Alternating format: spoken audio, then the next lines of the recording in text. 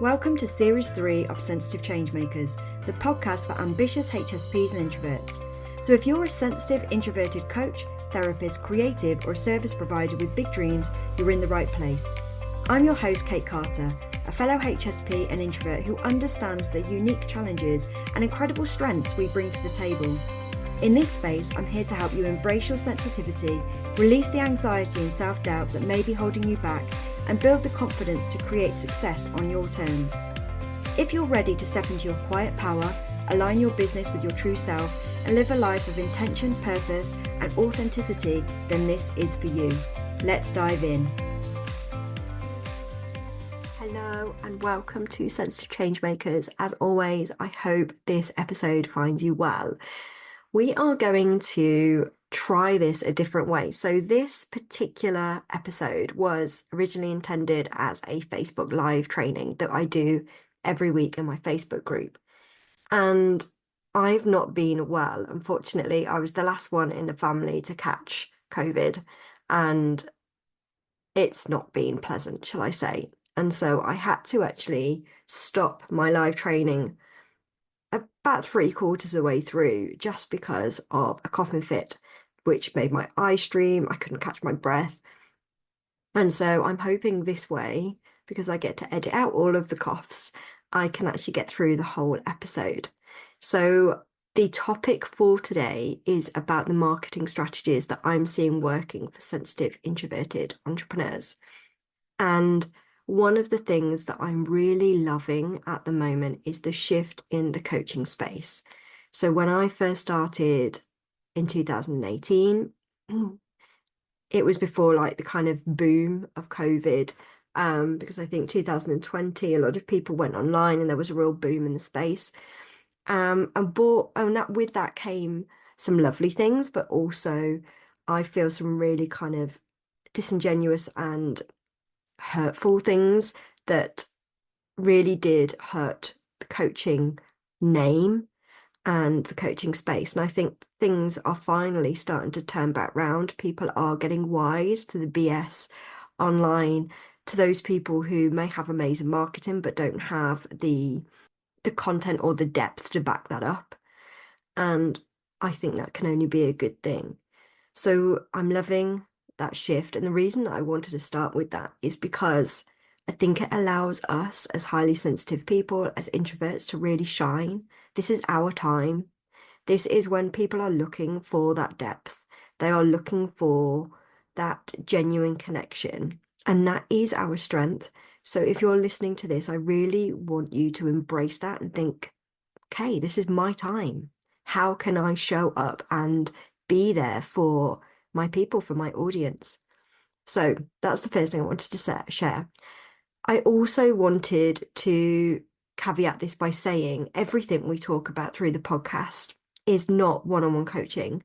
It is there to help you to think maybe in a different way, or to give you some ideas and food for thought to go away and think about. So as we're going through these things today, I will always give it through the context of my experiences, but I want you to think about how this would best work for you.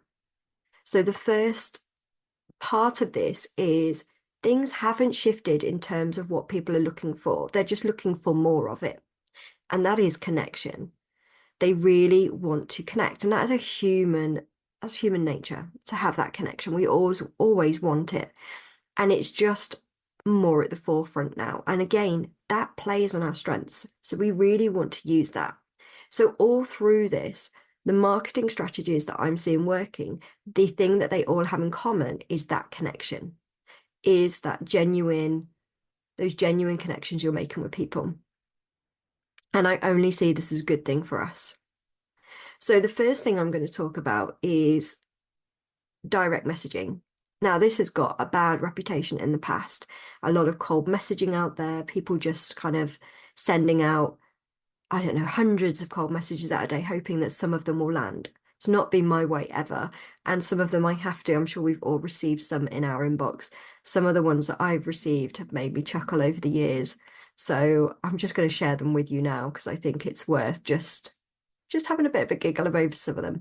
So one of them, I actually had hi, and then in brackets, insert name, I was like, right, so this person hasn't even like adapted the template that they were given for cold messaging. They've just whacked it in there, which made me chuckle.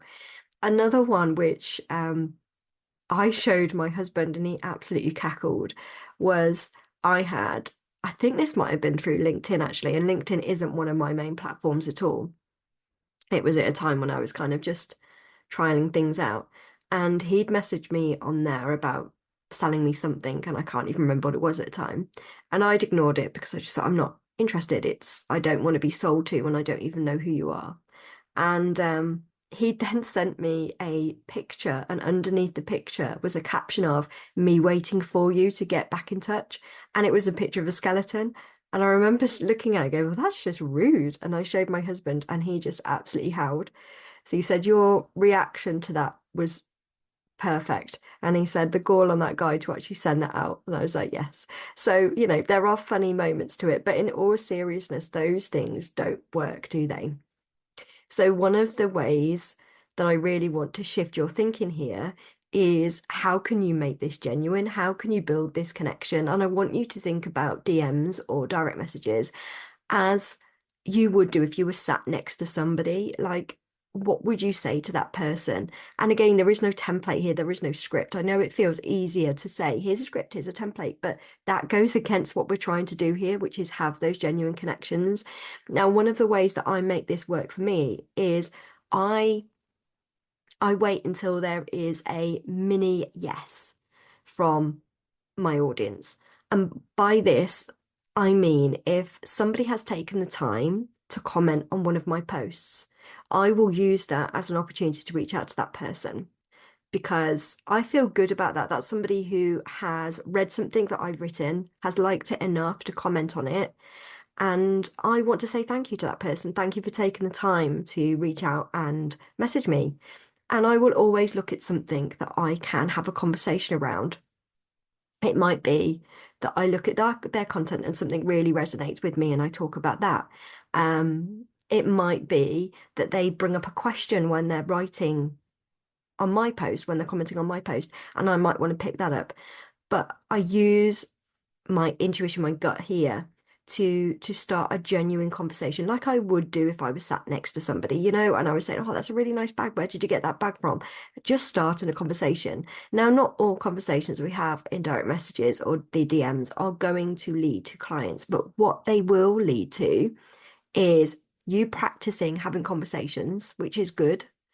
It leads to a network that you will have of people who understand you and get you on a deeper level than just the content. They've actually spoken to you. They know what you're like on a deeper level. And it can lead to referral systems, people who say, "Oh, I don't do that, but I know that Kate can," for example. And, you know, the creme de la creme do convert into clients. So direct messaging there is such a genuine, authentic way of doing this where you are actually just getting curious about the person in front of you. It is not about how can I make the sale. It is about, oh, isn't it interesting that this person does this or likes this or is interested in this? And it's about getting to know that person. And again, as highly sensitive people and introverts, this is a real strength of ours. So I would invite you to think about how you can develop your direct messaging strategy. How can you have more of those conversations? And again, it doesn't have to look like mine. I've just given you some examples of how I use it. But I really do invite you to think about what it would look like for you. The second one is deepening your messaging through longer posts and emails. Now, most highly sensitive people I know love writing. And if this is you, I really get you or ask you to be curious about what platform allows you to write in more detail. So, Instagram, for example, you are capped. Twitter or X, you are capped. But Facebook, you are not. Blogs, you are not. Writing articles, you are not. Email marketing, you are not. That is where you can really get to extend your words, your messaging.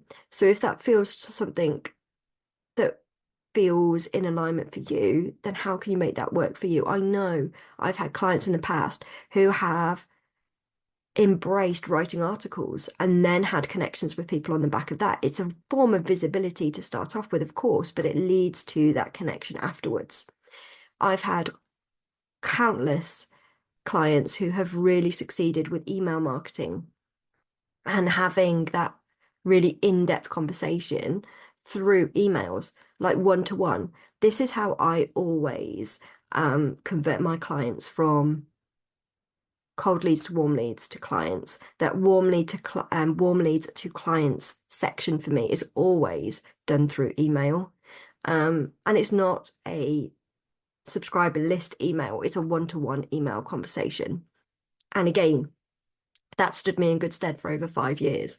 Again, you don't have to do it like me, but it's an invitation again to think about can you connect with people on a deeper level if writing longer content is your thing. If that feels like something you can really embrace, how can you do that? And just as an extra bit here, when you're thinking about this, is a lot of people are looking to connect with real people.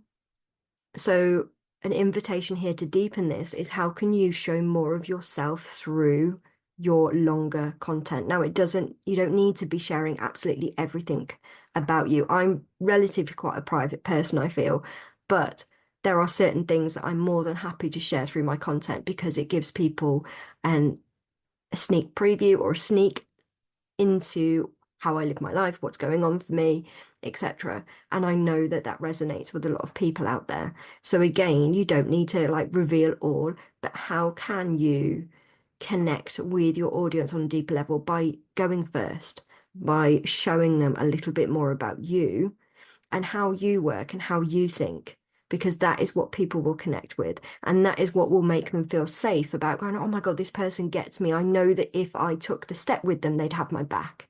So again, just an invitation there.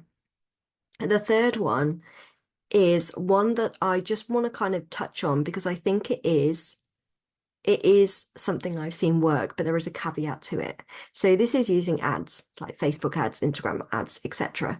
And yes, they are incredibly introvert friendly and highly sensitive friendly because it takes away that constantly being on social media to creating one or two different ads that go out to lots of different people who then opt into something that you have put out there, whether that be a call, a PDF download, a Facebook group, whatever that call to action is.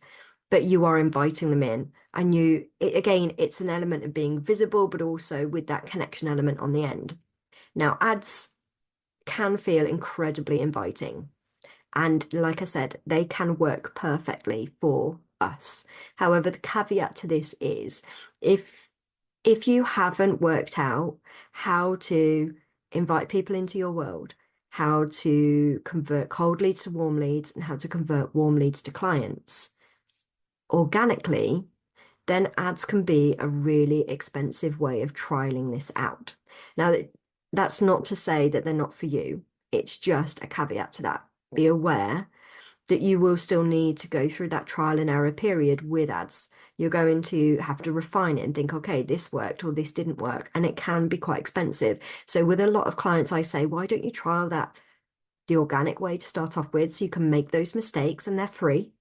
And then when you know you've got something that works, then you can put that onto ads. And again, there will still be an element of trial and error with that, but there won't be to the same degree as if you were doing that from scratch. So I hope that makes sense. So ads can be incredibly useful. I've been playing with them and experimenting with them, and I do enjoy them. I really do. I think it's nice to put something out there and know that you don't have to keep pushing that, pushing that, pushing that, and you know that people are going to come to you anyway. But again, it does take trial and error.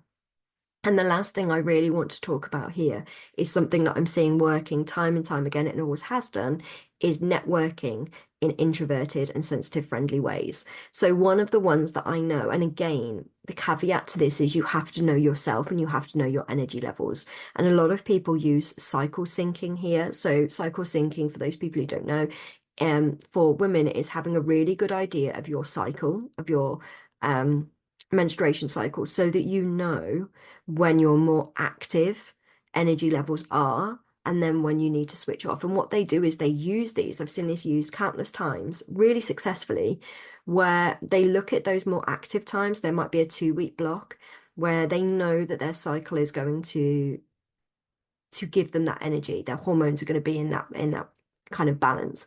And they book in coffee chats. And they're introvert friendly because they're one-on-one. You get to have that conversation. Some of them are done in really intimate groups as well. And that's how they connect with people. And then the couple of weeks where they know that their energy levels are going to be lower, that's when they go into a more kind of quiet, that kind of alone time where they can take that time to be, just be, and there's no expectation for them. So again, if that feels like something you're like, oh, I've not thought about things like that, that's a great way to maybe explore that and see how that would look for you. So I know that I'm obviously running the Sensitive Changemaker Circle, which is my type of introvert friendly, sensitive friendly networking. And if you are interested in learning more, please do let me know because I've had to postpone one of the events that was for Tuesday, because I was so poorly. So I'm actually going to be doing that on the Tuesday. So this is coming out on the Monday. It'll be tomorrow. So if you do want to come and join us for that, just reach out, literally just message me and I can add you to the list to come and join us for that one. It's going to be really, really intimate and in depth. And I know that the people that are there are genuine, authentic, beautiful people. So if you're interested in that, come and join us. But those are the four different strategies that I'm seeing working really, really well at the moment for people like us. And the undercurrent for all of this is connection. And how can you, I think there's a couple of nuances to this that I just want to highlight before I round up. First of all, you. People want to know about you. Now, this doesn't, and again, this doesn't mean talking about you all the time, but bringing in little bits of snippets about your life that people can relate to. So there is a little bit of strategy involved here of thinking, okay, what can I bring in that's gonna help people to connect with me on a deeper level? So for me, sometimes I'll talk about my kids, like something I've learned from looking at my kids. So I've written a post recently about, it's wild to me that I still have to explain to my kids that when I was growing up, you couldn't just pause the TV. You had to actually watch it or make a quick run when the adverts were on. And how my kids are growing up in so much more of a different world than I did. Like technology has advanced so much. But, and this was the aim of my post, was even though technology has advanced so much, even though my kids are growing up with so much more at their fingertips instantly, they still want that connection. We were during half-term break, we were all under the weather, and they chose, I think possibly because of the boundaries we put into place around screens, but they still chose to spend almost 2 days playing with Lego and just connecting to each other through Lego and imaginary play, which was wonderful to see. And it got me thinking, that's still how we connect, even though we have social media and we have everything at our fingertips now. People still want that connection. We're still craving that connection, that belonging, that knowing that somebody else gets us. And I want you to take that as kind of one of the underlying messages today. How can you explore that in your content? How can you create that deeper connection with people? So that is one of the nuanced parts of this. And the other part of this is, and again, it probably sounds like I'm going against myself here, but try not to overthink it. I know as highly sensitive people, we like to think about this, and you might go away and go, right, Kate said this, Kate said connection, right, let me go away and think about all of the different ways. Yes, I want you to think about it. I absolutely do, but not to the degree that you're overthinking it so much that you don't do anything. So please try and get to that neutral place. And like you hear me talk about neutrality all the time. I think it's such an important part. Getting to that neutrality where you care about what you're sharing, you care about that connection, but also you can let it go. You know, I've thought about it. This is what I'm going to put out to the world. Done. take a step back, or do what I used to do, which was just, right, this is what I want to say, post, close the laptop. That's it, I've done. So that you've got that neutrality. Now, over time, I'm smiling to myself because I haven't done that in so long. But that's how I used to have to get through my content to start off with, was like, I'm not overthinking this, I'm writing it, I've said what I want to say, right, post, close. And again, if that resonates with you, use it by all means. But whatever you need to do to get to that neutrality. And if you're thinking, right, Kate, I get what you're saying, but I'm not quite sure how that would work for me, please do grab one of our free sessions at the moment. So I'm offering a free session called Simplifying Your Marketing and Making Connections. So if you would like my eyes on your business, more support from somebody who is highly sensitive and has made this work for her, then please do get in touch and we can go through the details, go through what's working for you at the moment, those shifts or those little adjustments that you need to make this work for you. All right, I'm going to leave you there. I am incredibly impressed that my voice lasted quite as long as it has, so I'm going to wrap this up. Sending you so much love, and I'll be back next week with another episode. Okay, bye. Thank you so much for listening to this week's episode. If you have any takeaways or any questions, please do reach out to me either through Instagram, LinkedIn or Facebook at Kate Carter Coaching, or you can email me at kate@katecarter.co.uk. I always love to hear your feedback and the things that you have taken from the podcast. If you know of any other highly sensitive people, then please do share this so that I can reach more and support more highly sensitive people to embrace their strengths and gifts. As a thank you, I will pick a winner every month for a free 50-minute coaching session with me. Thank you so much.